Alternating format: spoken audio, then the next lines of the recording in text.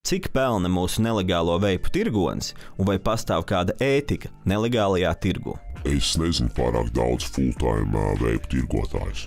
Lielākā daļa paralēli strādā normālu 9-17 darbu birojā vai citur. Tas gan nenozīmē, ka ar to nevar nopelnīt. Ir bijuši mēneši, kad nopelnu vairāk ar šo hobiju nekā nopelnu pamatdarbā. Bet tas pieprasījums mainās.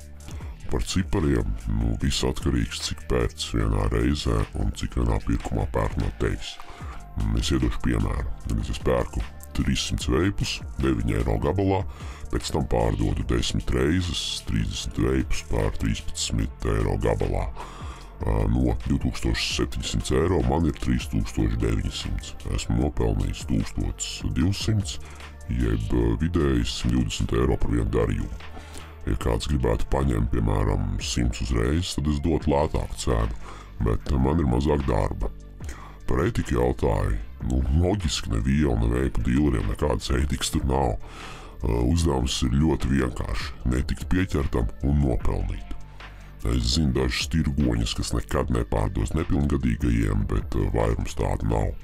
Un pat šie ētiskie tirgoņi nevar pārbaudīt vecumu, ja, piemēram, preci sūta ar pakamātu vai noliek slēpnī un cilvēku nesatiek. Kas mūsu varonim zināms par nelegālo veipu izcelsmi, skaties nākamajā video.